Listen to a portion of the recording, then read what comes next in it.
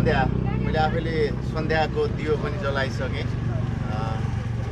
हामी आज 19औँ दिनमा महाकालीबाट सूर्यास्त भएको ठाउँदेखि फेरि आज सूर्यास्त भएको छ। 19 दिन समाप्त भएको छ।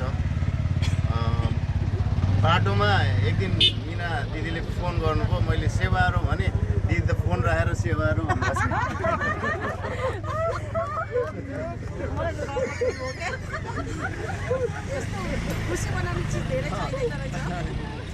अनि पुष्कर शाहले मलाई सेवारो भन्यो भनेर यो फोन सोन राखेर सेवारो कति अब 10-15 सेकेन्ड ढोगे।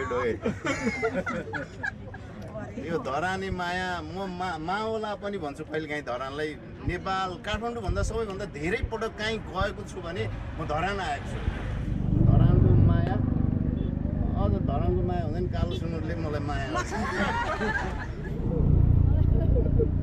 अझ तुङ्बाले माया गर्छ। अनि अझ म त यहाँ त हाम्रो साथीहरूलाई चाहिँ यहाँ गफ गरे जस्तो त्यो यो खादा पश्चिमदेखि आज 19 दिनसम्म त्यो खादा बटुल्दा बस भरिसकेको खादा। अब त्यो एउटा सानो सानो घरेलु उद्योग चलाएन हुने भइसक्यो, रिसाइकल गर्ने हो भने। त्यो मालाले हामीलाई एक दिनभरिको माला बटुल्ने हो भने दाल भात तरकारी अचार के पुग्ने भइसक्यो। त्यस्तो माया अझ धरानको माया। म त अझ ठुलो मन भएको भएर अटाउने, यहाँ अलिक सानो मन हुने त माया धेर भइसक्यो यहाँ।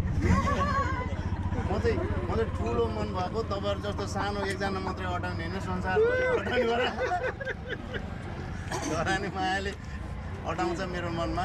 अत्यन्तै यो एकदमै यो साइकलले जोडेको, विशेष गरी धरानी साइक्लिस्टहरूसँग म अत्यन्तै छु। रायन दाई हुनुहुन्छ, कृष्णजी हुनुहुन्छ, खोइ अरू साइकलले तोरीहरू कता भन्छन्, विजय खोइ अरूहरू कोही अझै आएन। अझ यो लैतु भन्छौँ हाम्रो साइकलले भएको छ, लैतुहरू अझै आएन छन्। विजय थुप्रै, प्रमोद खोइ होइन, अब अरू साइक्लिस्टहरू आउनु भएको छ। अत्यन्तै खुसी लागेको छ। आजको साँझ एकदमै रमाइलो हुन्छ नि, एकदमै आजको साँझ धरानी साँझ एकदमै हर्षोल्लास मनाइन्छ।